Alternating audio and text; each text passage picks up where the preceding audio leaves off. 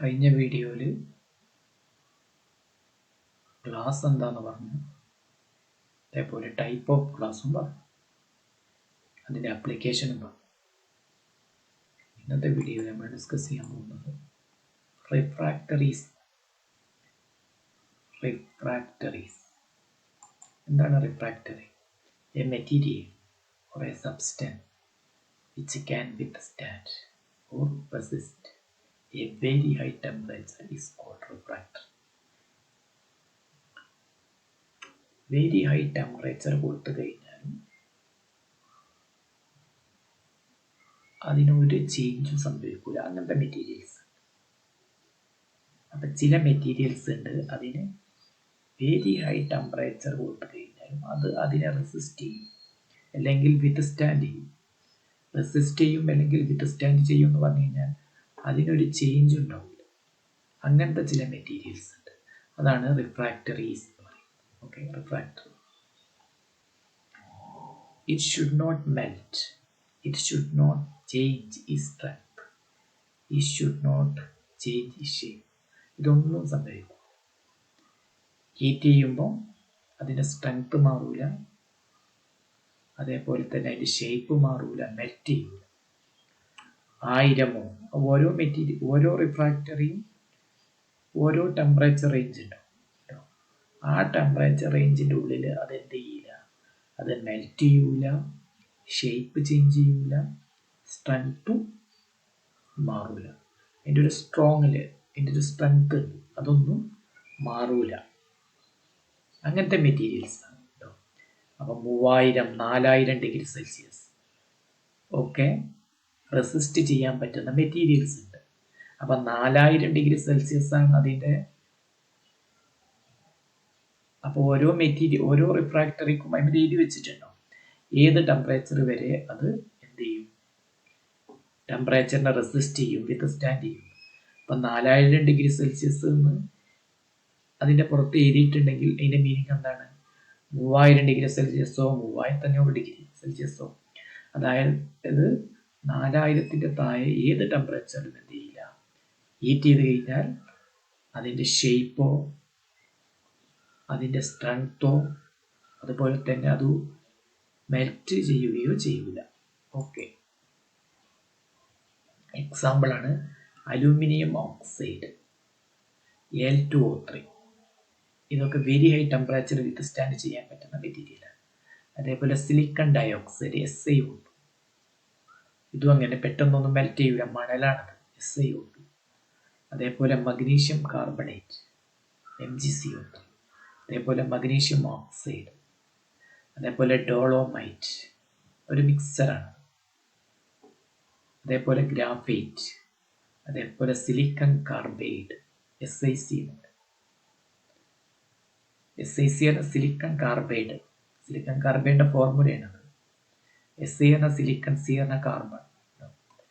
അപ്പൊ ഇതൊക്കെ ഇതിന്റെ എക്സാമ്പിൾ ആണ്. ഇതൊക്കെ നമ്മൾ പഠിച്ചേക്കണം. അപ്പൊ റിഫ്രാക്ടറി എന്ന് പറഞ്ഞു കഴിഞ്ഞാൽ എന്താണ്? A substance which can withstand or resist A very high temperature. അത് മെൽറ്റ് ചെയ്യൂല, അതിന്റെ സ്ട്രെങ്ത് ചേഞ്ച് ചെയ്യൂല, അതേപോലെ തന്നെ ഷേപ്പും ചേഞ്ച് ചെയ്യൂല. അപ്പൊ ഇതൊക്കെ അതിന്റെ എക്സാമ്പിൾ ആണ്. Aluminium oxide, silicon dioxide, magnesium carbonate, magnesium oxide, dolomite, graphite, silicon carbide. Okay, ഈ ജനറൽ പ്രോപ്പർട്ടീസ് അല്ലെങ്കിൽ ക്യാരക്ടറിസ്റ്റിക്സ് ഓഫ് റിഫ്രാക്ടറീസ് ഒന്ന് തന്നെയാണ്. It should withstand a very high temperature. ഏത് വെരി ഹൈ ടെമ്പറേച്ചറിനെ വിത്ത്സ്റ്റാൻഡ് ചെയ്യും, റെസിസ്റ്റ് ചെയ്യും. രണ്ടാമത്തത്, it should possess high mechanical strength. അതായത് അതിൻ്റെ സ്ട്രെങ്ത് വളരെ വളരെ സ്ട്രോങ് ആയിരിക്കും, സ്ട്രെങ്ത് വളരെ കൂടുതലായിരിക്കും. It should be chemically inert. നമ്മൾ എന്തിനാണ് റിഫ്രാക്ടറി എടുക്കുന്നത്? ഇപ്പം നമ്മളടുത്ത് ഒരു മെറ്റീരിയൽ ഉണ്ട്, അത് മെൽറ്റ് ചെയ്യണം. ഇപ്പം എൻ്റെ കയ്യിൽ ഒരു പ്യുവർ അയൺ ഉണ്ട്, പച്ചിരുമ്പ്. അത് മെൽറ്റ് ചെയ്യുന്നത് 500 പ്യുവർ അയേണിന്റെ മെൽറ്റിംഗ് പോയിന്റ് 1500 ഡിഗ്രി സെൽഷ്യസ് ആണ്. അയേണിനെ ചെറിയൊരു അയേണിന്റെ ഒരു കഷ്ണം ഉണ്ടെന്നുണ്ട്, അതിനെ മെൽറ്റ് ചെയ്യണം.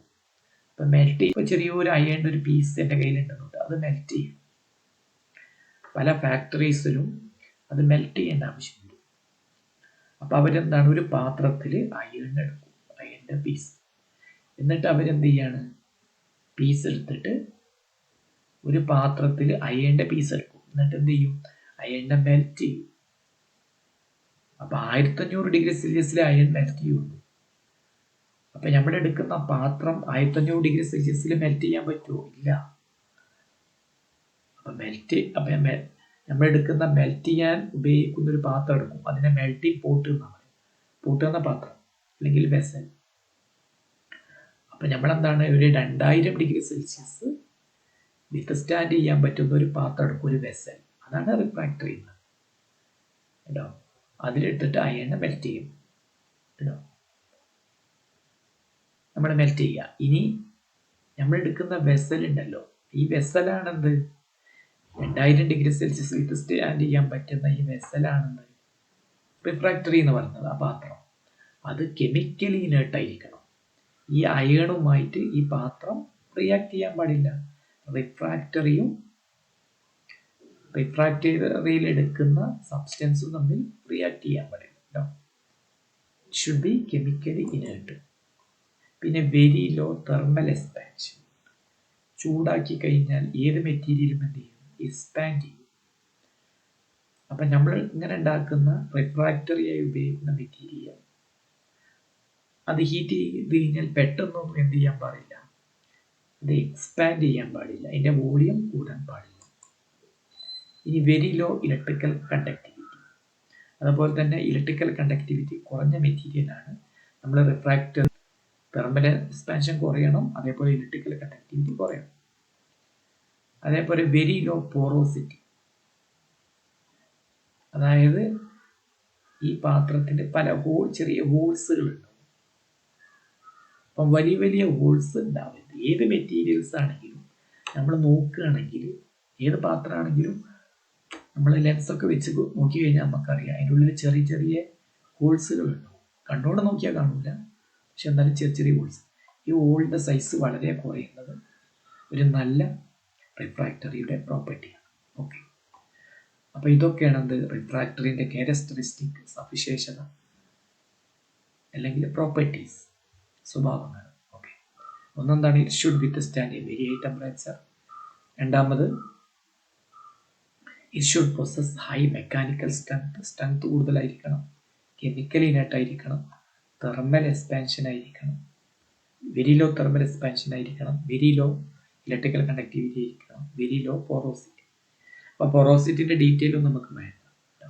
അപ്പോൾ പോർ സൈസ്, അതിനൊരു സൈസ് ഉണ്ട്.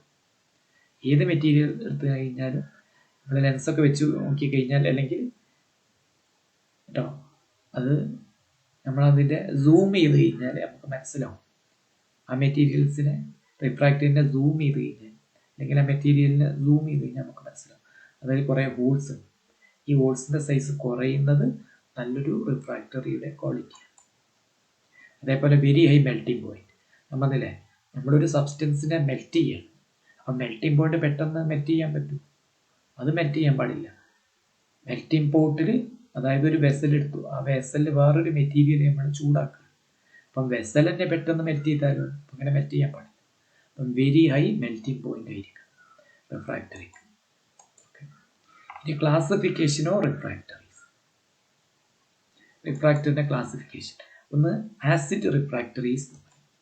എന്താണ് ആസിഡ് റിഫ്രാക്ടറീസ് എന്ന് പറഞ്ഞു കഴിഞ്ഞാൽ, these refractories do not react with acidic substance but react with basic substance. Acid refractory എന്ന് പറഞ്ഞു കഴിഞ്ഞാൽ ആസിഡ് നേച്ചർ ഉള്ളതായിരിക്കും, അതുകൊണ്ട് ആസിഡും റിയാക്ട് ചെയ്യില്ല. അതുകൊണ്ടാണ് ഇങ്ങനെ പറഞ്ഞത്. These refractories do not react with acetic substance. Acetic സബ്സ്റ്റൻസിനോട് റിയാക്ട് ചെയ്യില്ല. കാരണം എന്താണ്, രണ്ടും ആസിഡാണ്, അസറ്റിക് പ്രോപ്പർട്ടിയാണ് ഉള്ളത്. It reacts with basic substance. അപ്പോൾ ബേസിക് സബ്സ്റ്റൻസിലാണ് സാധാരണ നമ്മൾ, ബേസിക് സബ്സ്റ്റൻസുമായി അസറ്റിക് റിഫ്രാക്ടറി റിയാക്ട് ചെയ്യും.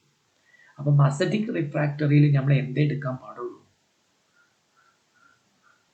അസറ്റിക് സബ്സ്റ്റൻസ് മാത്രമേ എടുക്കാൻ പറ്റുള്ളൂ. കാരണം എന്താണ്, അസറ്റിക് സബ്സ്റ്റൻസും അസറ്റിക് റിഫ്രാക്ടറും റിയാക്ട് ചെയ്യൂല. റിയാക്ട് ചെയ്യാൻ പാടുണ്ടോ? ഇല്ല.